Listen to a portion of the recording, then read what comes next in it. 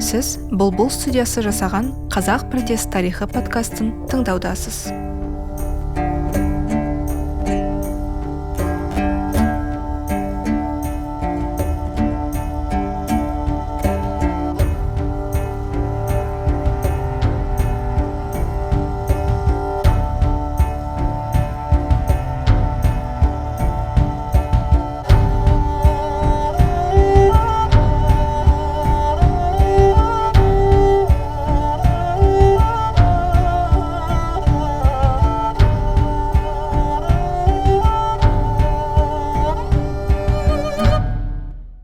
Бұл подкаст Қазақ хандығы құрылғаннан бастап 2022 жылға дейінгі наразылық тарихын баяндайды.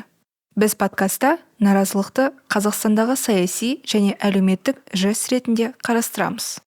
Атаудағы қазақ сөзі тек бір этникалық топпен шектелмейді. Бұл жерде қазақ сөзі ел тарихының бір бөлігі екенін білдіреді. Бұл подкаст тек ақпараттық мақсаттарға арналған. Барлық тарихи деректер мен пікірлер ашық дереккөздерден алынған және авторлардың жеке зерттеулеріне негізделген. Подкаст этносаралық немесе басқа да алауыздықты жандандыру мақсатын көздемейді және де қақтығыстарға шақырмайды.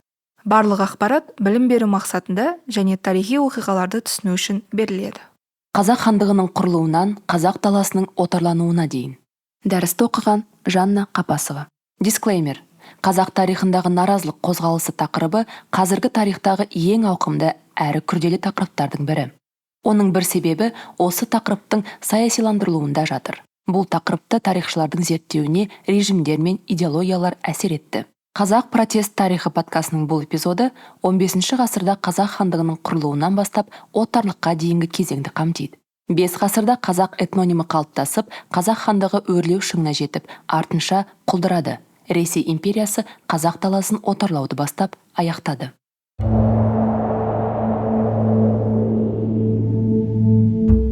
Бірінші бөлім дәстүрлі қазақ қоғамындағы халық еркі. Қазақ хандығының өзі қарсылық білдіруден басталғаны рас па?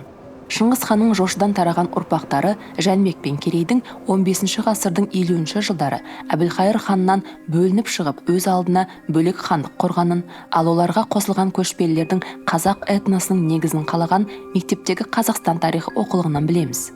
Өзбек хандығының билеушісі Шыңғыстың ұрпағы Әбілқайыр хан аса қуатты билеуші болды.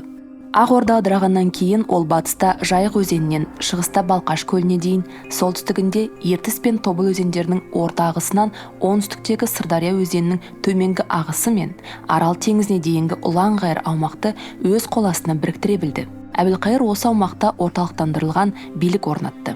Оның хандығы 40 жылға созылды.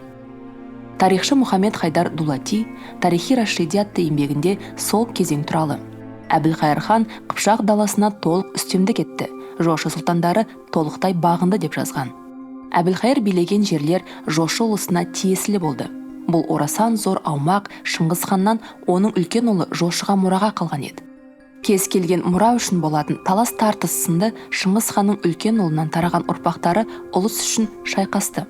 Шыңғыс ханның жошыдан тараған ұрпақтарын жошлықтар деп атады. Олардың өзара қиян-кескі шайқасында тірі қалып, жеңіске жету айтулы жетістік еді.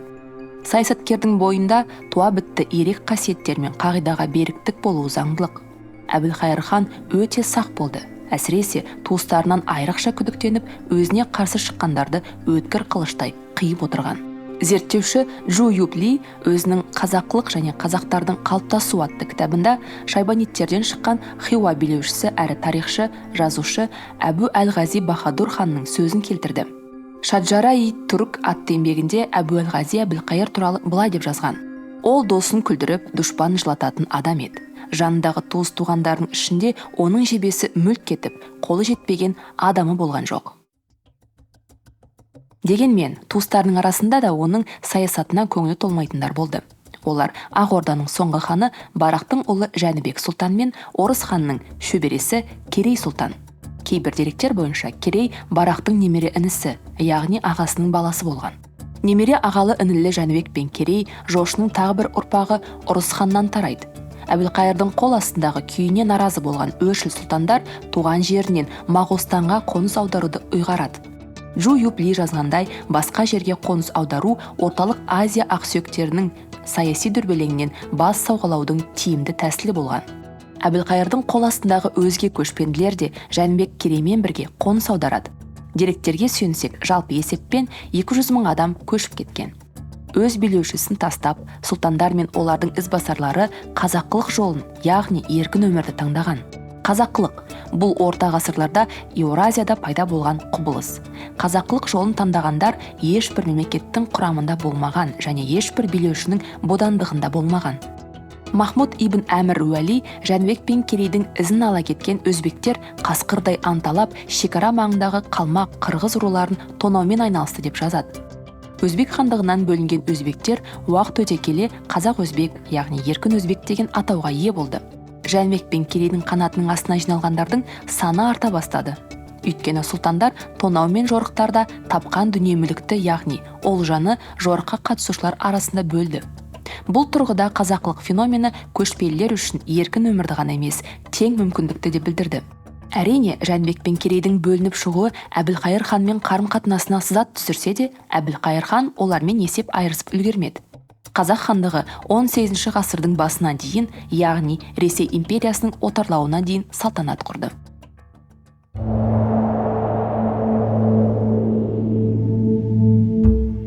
Екінші бөлім. Хан мен қаралар. Қазақ хандығында биліктің қайнар көзі адамның шығу тегі болды. Шыңғыс ханнан тараған ақсүйектер, яғни Шыңғыс хан мен оның бірінші әйелі Бөртеден туған ұрпақтары хан болып сайланды.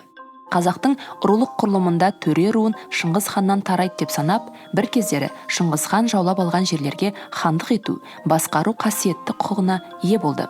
Бұл құқықты ешкім даулаған жоқ. Төре әулетінің ұлдары туғаннан сұлтан атағын алған. Сондай-ақ төре руынан шыққандар билер сотына бағынбады.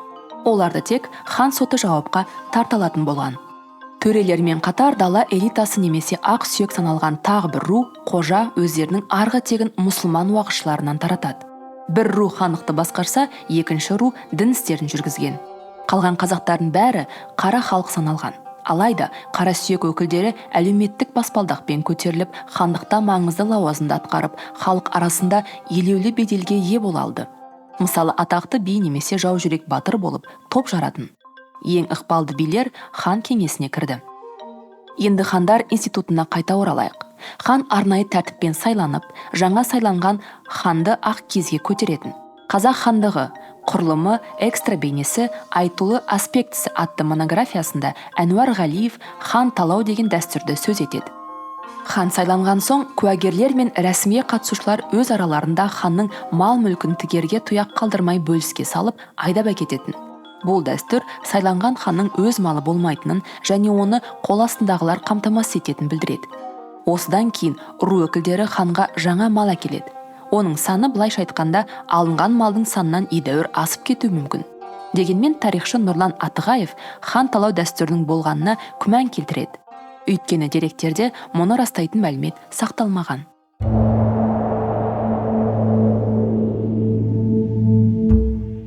Үшінші бөлім. Отарлыққа қарсы ұлт-азаттық күрес. 18 ғасырдың басына таман Ташкент, Түркістан және аймақтағы басқа да ірі қалалар Қазақ хандығының қарамағында болды. Бұл қалаларды сұлтандар биледі. 1715 жылы қазақтың соңғы ханы жеті жарғы заңдар жинағының авторы Тәуке қайтыс болғаннан кейін Қазақ хандығы үш жүзінде күйреді. 300 ұлы жүз, орта жүз және кіші жүз шаруашылық тұрғысынан да географиялық жағынан да салыстырмалы түрде оқшауланған аймақтар ретінде автономиялық аумақтарға айналды. Олардың әр қайсысын Шыңғыс әулетінен шыққан өз хандары биледі. Өлкедегі қазақтардың саяси жағдайы әлсіреді. Қазақтар мен жоңғарлар арасында жорықтар үнемі болып тұратын. Бірақ 18 ғасырдың бірінші жартысында жоңғар хандығы күшейіп, қазақ хандығы айтарлықтай әлсіреді. Әскери жорықтардың салдарынан жоңғарлар бұрынғы қазақ хандығының жерлерін, соның ішінде Ташкентті басып алды. Кейбір шайқастарда жеңіске жеткенмен қазақтардың жағдайы оңалмады. Шығыста жоңғарлар шапқыншылықты тоқтатпады. Оңтүстікте Бұқараның және Қоқанның билеушілерімен қарым-қатынас нашарлады. Солтүстік батыстан башқұрттар және мишар татарлары қазақ жеріне тұрақты шабуыл жасап отырды. 1730 жылы тамыз айының соңы қыркүйектің басында кіші жүз ханы Әбілқайырдың өзін және өзінің қол астындағы қазақтарды, соның ішінде ұлы жүз және орта жүз қазақтарын Ресей империясының бодандығына қабылдау туралы өтініш хатын жеткізу үшін Әбілқайыр ханның 11 елшісі Мәскеу мен Санкт-Петербургке аттанады.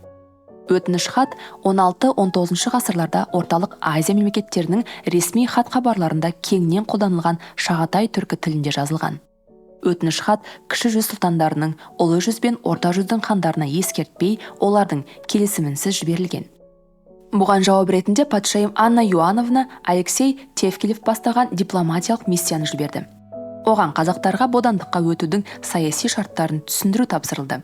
Бұл шарттарға қазақ даласынан өткен орыс сауда керуендерінің қауіпсіздігін қамтамасыз ету, салық төлеу, саяси тұтқындарды қайтару, басқа орыс бодандарымен ынтымақта болу және империя заңдарын сақтау жатады. Орыс миссиясы кіші жүздің жерінде 1 жылдан астам уақыт болып, патшайым сарайына ақпарат жеткізді. Мысалы, Тевкелев 1732 жылғы 5 қаңтардағы жазбасында кіші жүздің 40 мыңнан астам түтіні орыс тәжіне ант берген хабарлайды.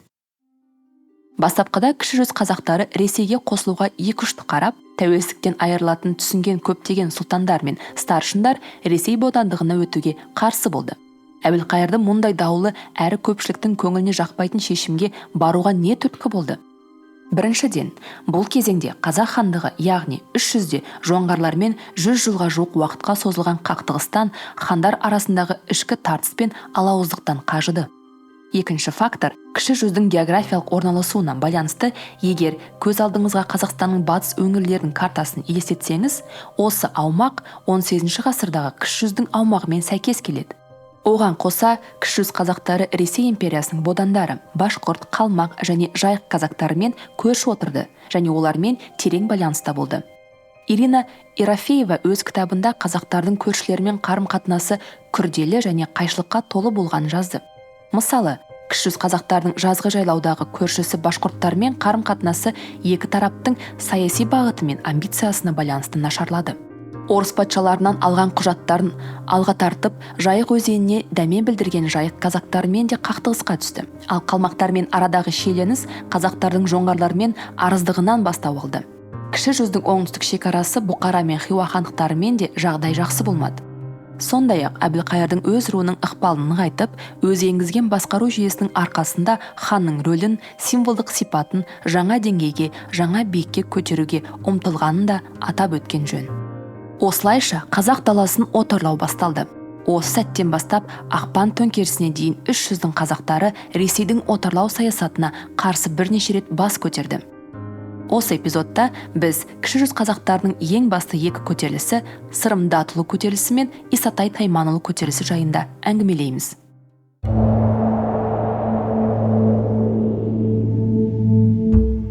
Сырым Датұлы көтерілісі. Әбілқайыр хан Ресей бодандығын қабылдағаннан кейін Ресейдің оңтүстік шығыс шекарасында әкімшілік орталық құру қажет болды. 1734 жылы осы аумақта Орынбор губерниясын құру үшін өлкеге Орынбор экспедициясы жіберілді. Губернияның шекарасын бойлай көшпелілердің дәстүрлі көші-қон жолдарын жауып тастайтын қорғаныс бекіністерін салу жоспарланды. 1744 жылы ресми түрде Орынбор губерниясы құрылды. Губернияның орталығы Орынбор қаласы аймақтағы маңызды әскери стратегиялық және сауда орталығына айналды.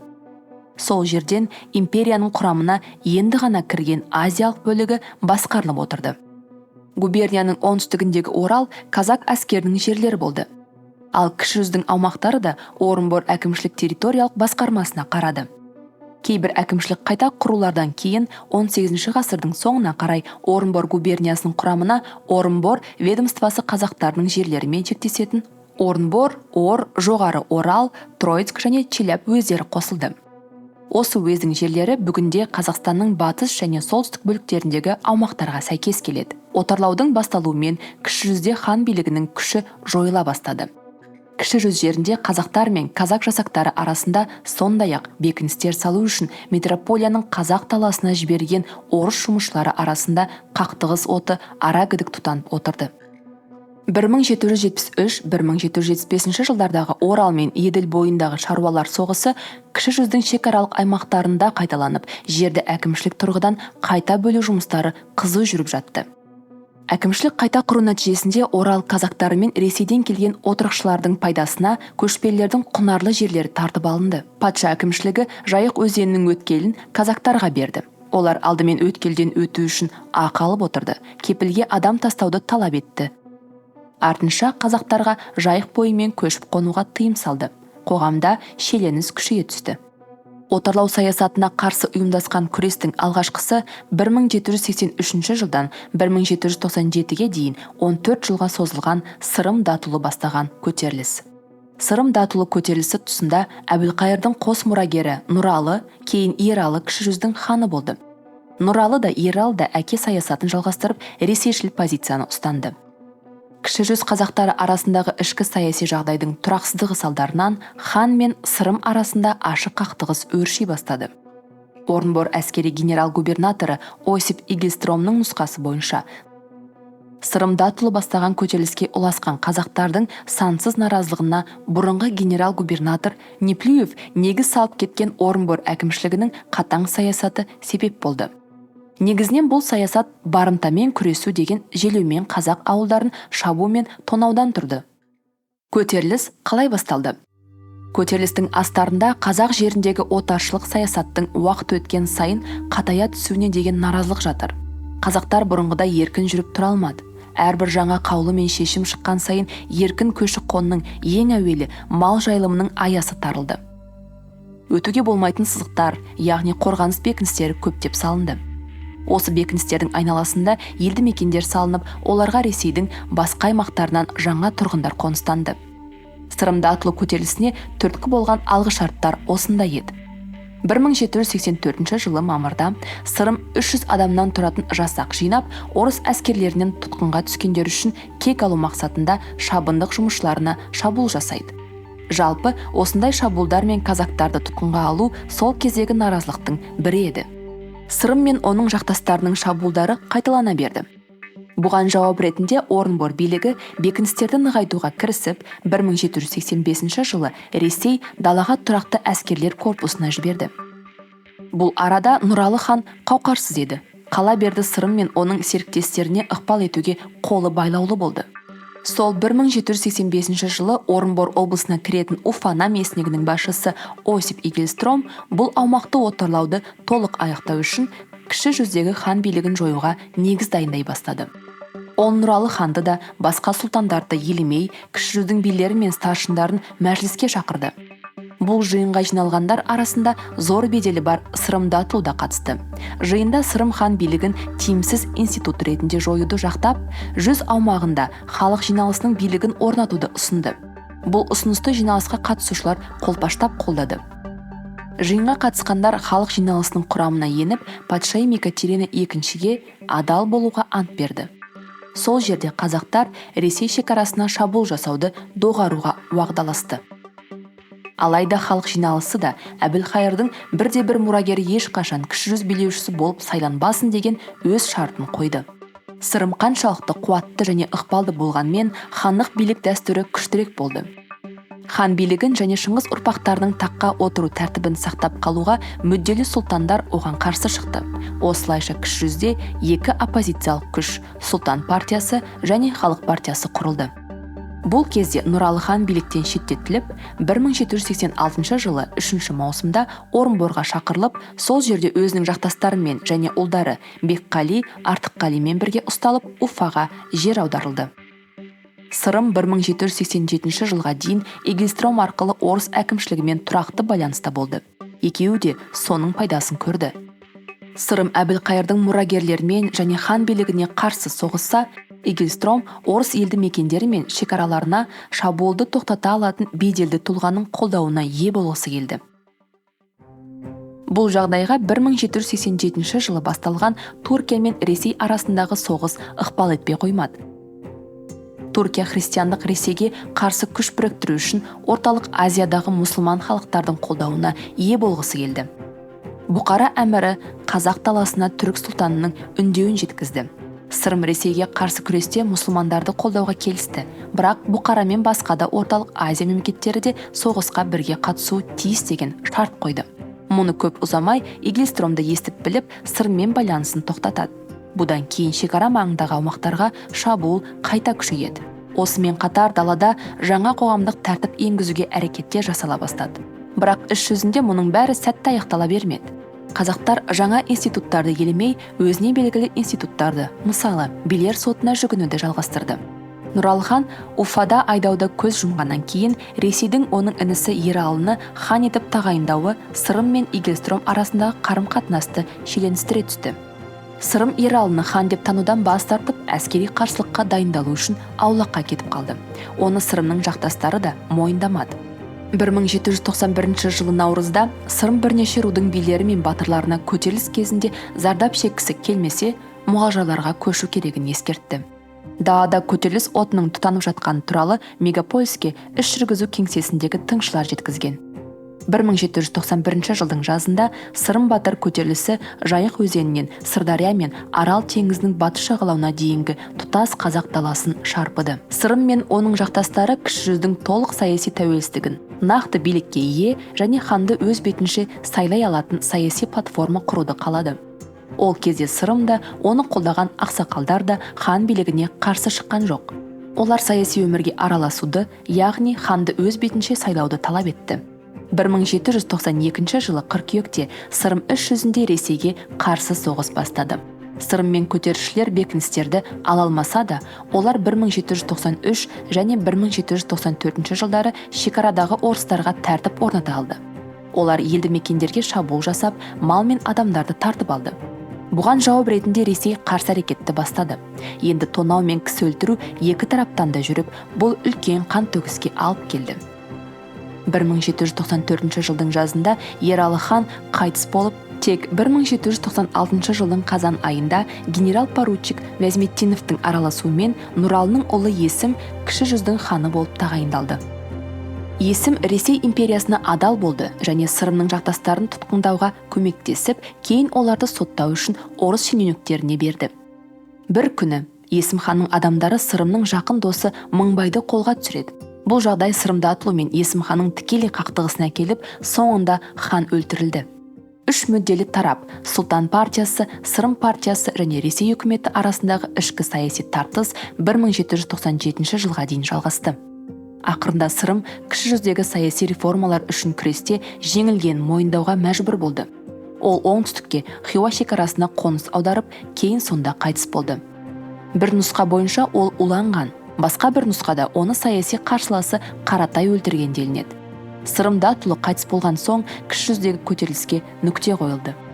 Жеңілгеніне қарамастан Сырымның арқасында қазақтар кейінірек Бөкей ордасы құрылған Жайық пен Еділ арасындағы аймақтарға қайтып оралды.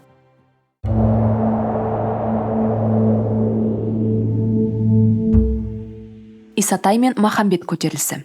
1836 жылы Бөкей ордасында ханға және отаршылыққа қарсы көтеріліс басталды. Көтерілісті батыр Исатай Тайманов пен оның қарулас досы, руласы, батыр және ақын Махамбет Өтемісов басқарды. Бөкей ордасы 1801 жылы император Павел I кіші жүздің 5000 қазақ отбасына Еділ мен Жайық өзендерінің арасындағы аумаққа көшуге рұқсат берген кезде құрылды. Көтерілістің себебі Бөкей ордасының ханы Жәңгір ханның және оның айналасындағылардың озбырлығы болды. Жәңгір хан қазақ даласында рулық жүйе принциптерін алмастыратын жаңа тәртіпті феодалдық иелік жүйесін орнатуға тырысты. Жаңа әкімшілік тәртіп экономикалық әлеуетті элитаның қолына шоғырландырды. Элита хандықтың жерлеріне бақылаусыз құқыққа ие болды, ал халық малдан да рубльмен де алынатын салыққа белшеден батты. Мысалы, зекет төлеу міндетті парыз болған. Отарлаушы әкімшіліктің мәліметі бойынша Бөкей ордасының қараларынан жылына 82-ден 115 мыңға дейін күміс рубль жиналған. Салықтың екінші түрі соғым. Ол хан ордасын қамтамасыз ету үшін малмен төленетін. 15 мың түтін үйден хан жыл сайын 1000 семіз бие немесе 5 жасар сиырды соғымға алатын. Басқа деректер бойынша жылына 4000 жылқы немесе 24 мың қой берілген. Жәңгір ханның қол астындағы халықтың жағдайы орда ішінде еркін жүріп тұруға шектеу қойылғанда қиындады. Бұл көшпелілер өміріндегі шешуші сәт еді. 1830 жылдардан бастап Жәңгір хан Бөкей ордасындағы ортақ жерлерді жеке меншікке, әуелі қызметі үшін жергілікті қолбасшылар мен сұлтандарға, содан кейін ақша үшін қазақ байларына бере бастады. 1830 жылдан 1845 жылға дейін Орынбор шекара комиссиясының мәліметі бойынша Жәңгір хан 1517 жерге меншік актісін берген. Бұл деректер тарихшы Александр Рязановтың Исатай көтерілісі туралы монографиясында келтірілген. Бір жағынан Бөкей ордасы қазақтарының арасында үй салып, отырықшы өмір салтына көшкен ауқатты жер иеленушілер табы пайда болды. Екінші жағынан көптеген қазақ өзінің дәстүрлі қоныстарынан, дәлірек айтсақ, олар еркін көшіп қону мүмкіндігінен айырылып қалды. Ең алдымен су көздеріне жақын орналасқан, өзен, көл, теңіз жағасында орналасқан жайылымдық жерлер жеке меншікке өтті. Тархандар мен старшындардан құрылған жер иеленушілердің жаңа табы қоныстар мен қыстақтарға кіру үшін алым ала бастады. Жерден бөлек қазақтардың қара суықта отын болатын қамысты шабуға, төрт түлікке азық болатын шөп шабуға шамасы келмейтін. Жекеменшік жерге иелік ету хан төңірегіне топтасқан элитаны күшейтті. Жәңгір хан мен халық арасы алшақтап, халықтың тұрмыс деңгейі төмендеді. Соның салдарынан далада ханға қарсы халық партиясы қайта құрыла бастады. Партияның басында Жәңгірге жақпайтын десе де өз ұстанымына беріктігінің арқасында халық арасында беделге ие болған ру старшыналары тұрды. Солардың бірі Беріш руынан шыққан Тайманның ұлы Исатай. 1833 жылы Исатай халық алдына жиі шыға бастады. Жәңгір ханның қайын атасы Қарауыл қожаның Каспий маңы қазақтарының басшысы болып тағайындалуы билікке деген наразылықты одан сайын үдетті.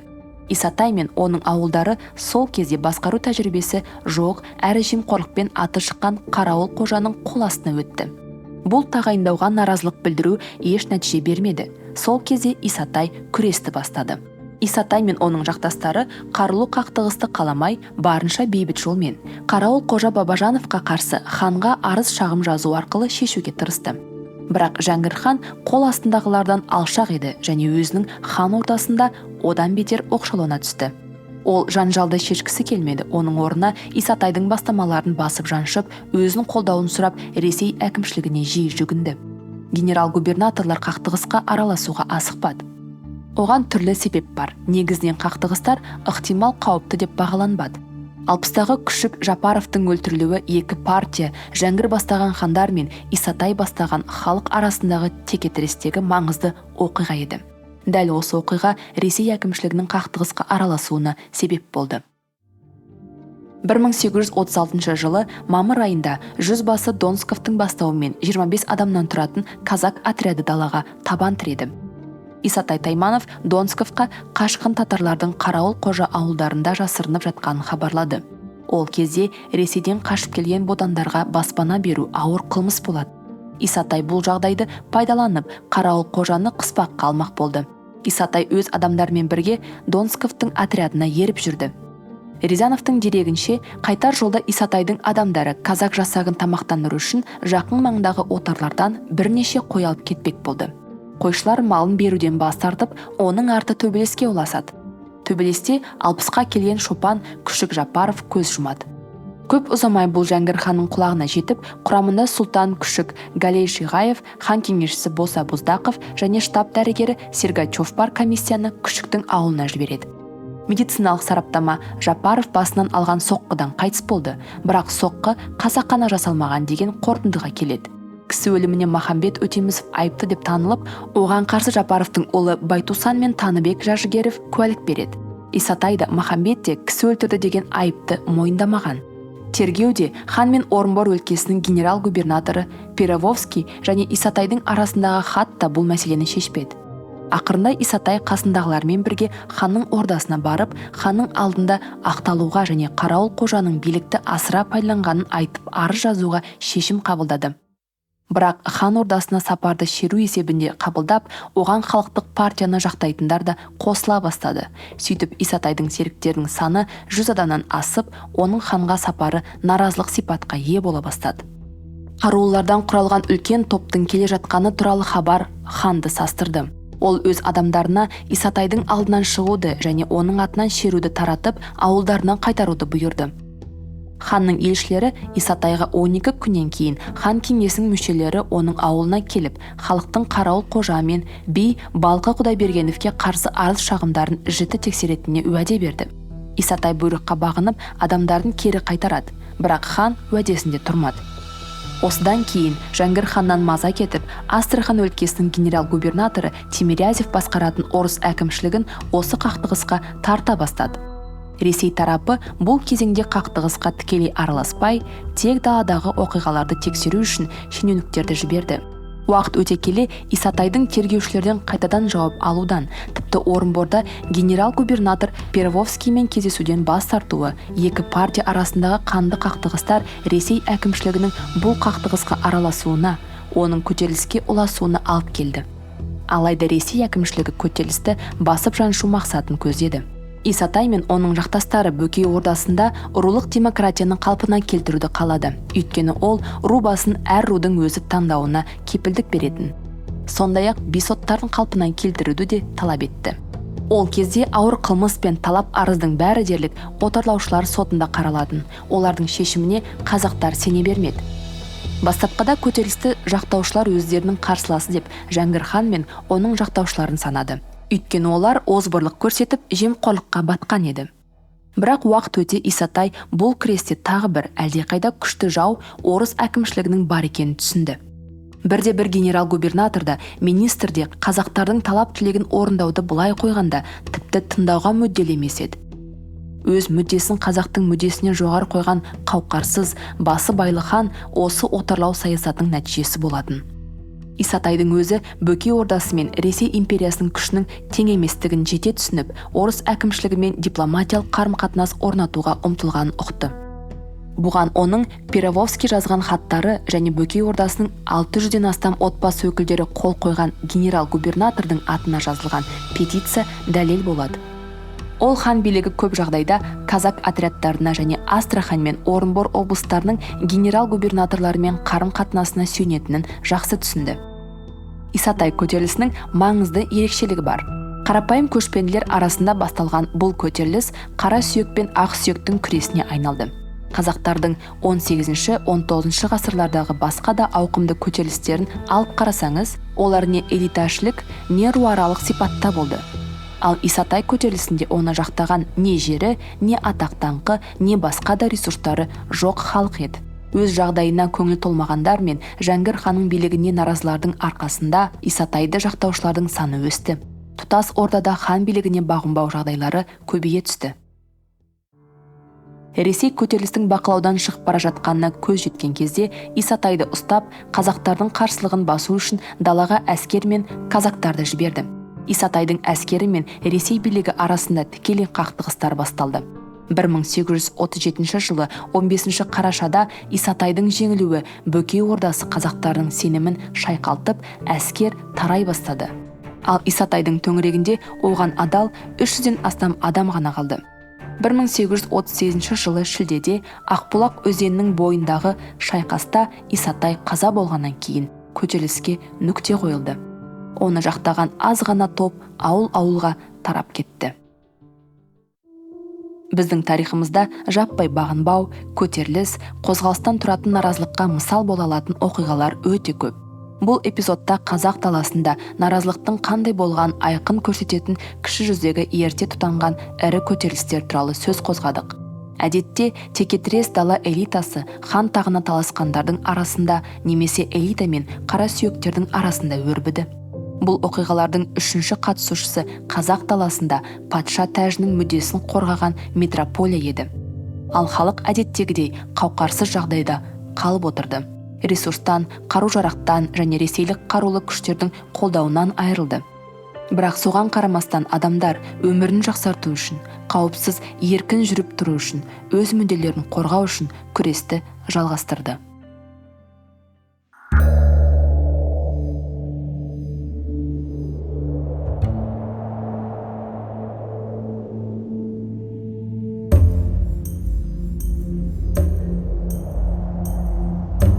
Қазақ протест тарихы подкастын дайындауға атсалысқандар: идея авторы және продюсері Айсұлу Тойшыбек.